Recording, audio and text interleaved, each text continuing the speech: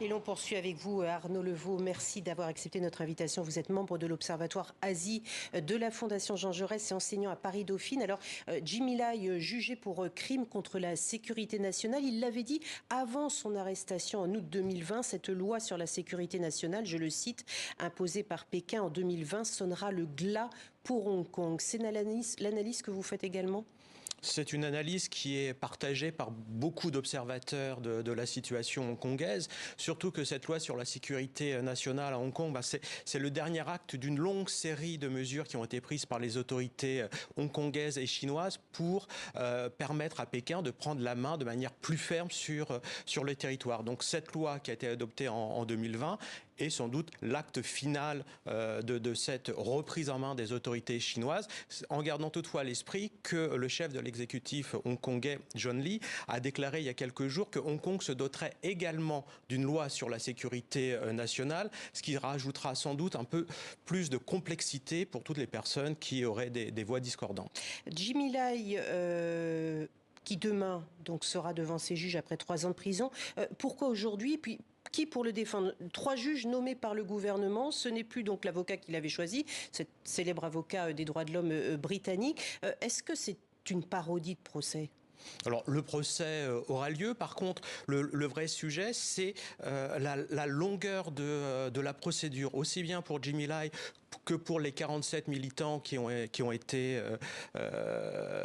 subi un procès au cours de ces dernières semaines. C'est une procédure qui s'écoule sur des mois et des mois, ce qui permet aux autorités de maintenir un niveau de pression relativement important et de rappeler à toutes les personnes qui auraient envie de tenir des propos qui vont à l'encontre de la ligne officielle, de faire attention. Alors le procès des 47, effectivement, vous venez de le signaler, ces 47 figures de proue également du camp pro-démocratie, accusées elles aussi de subversion. Le verdict n'est attendu qu'au printemps prochain, mais on le connaît déjà, la subversion, c'est la peine de prison à vie également ?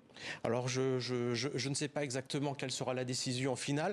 Par contre, il est évident que les autorités veulent faire là un exemple, toujours pour mettre en garde tous les futurs mouvements donc on en revient voilà. toujours à ça. Exactement, oui. Alors, il y a eu des manifestations, on l'a entendu dans le sujet qui nous a précédé en 2014, en 2019, en 2022, avec la répression que l'on connaît. Aujourd'hui, la police hongkongaise va même jusqu'à aller traquer les partisans de la démocratie jusqu'à l'étranger. Elle a proposé une prime à toute personne qui pourrait apporter de l'aide pour justement arrêter ces militants pro-démocratie à l'étranger. Plus rien n'arrête en fait les autorités chinoises. Pas même parce que Washington a réagi, Londres a réagi en trouvant ça inadmissible. Oui, alors tout le monde trouve ça inadmissible, mais nous avons probablement que très peu de moyens à mettre en face de ces initiatives chinoises. Donc oui, nous allons le condamner, oui, nous allons le déplorer, mais nous allons finalement laisser les choses se faire avec à chaque fois quelques cris d'orfraie. Dimanche dernier, il y a eu des élections locales à Hong Kong. On en a parlé, ne pouvaient se présenter que les candidats dits patriotes, c'est le mot sur lequel insistent les autorités chinoises. Résultat, finalement, seuls 27%, je crois, de la population hongkongaise s'est rendue aux urnes. C'est un Hongkongais sur 4. C'est humiliant pour les autorités chinoises ? Alors, humiliant peut-être pas, mais ça montre un désintérêt aujourd'hui de la population hongkongaise pour des élections où les jeux sont faits d'avance. Donc on peut dire qu'il y a une certaine apathie après des mouvements de manifestations forts au cours de ces dernières années. Et ça montre aussi que toutes les voix discordantes peinent à s'exprimer aujourd'hui. Donc oui, ça montre un désintérêt de la population hongkongaise, mais c'est sans doute ce que les autorités souhaitaient.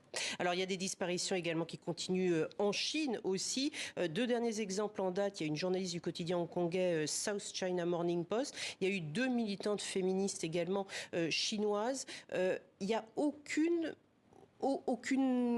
élément qui permettrait de croire qu'il y a encore un mouvement de voix discordantes qui pourrait émerger. On le sait, la question peut paraître un petit peu naïve, mais il n'y a plus de place du tout. Où on en est où ?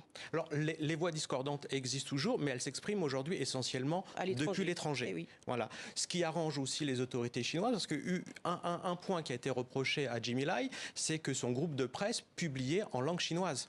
Alors, des journalistes qui s'expriment en langue anglaise ou des dissidents qui s'expriment dans une langue étrangère ont moins d'impact auprès de la population. Mais le fait de s'exprimer en chinois, en plus sur un territoire chinois, ça fait beaucoup. Merci beaucoup Arnaud Levaux d'être venu sur notre plateau pour nous apporter votre analyse.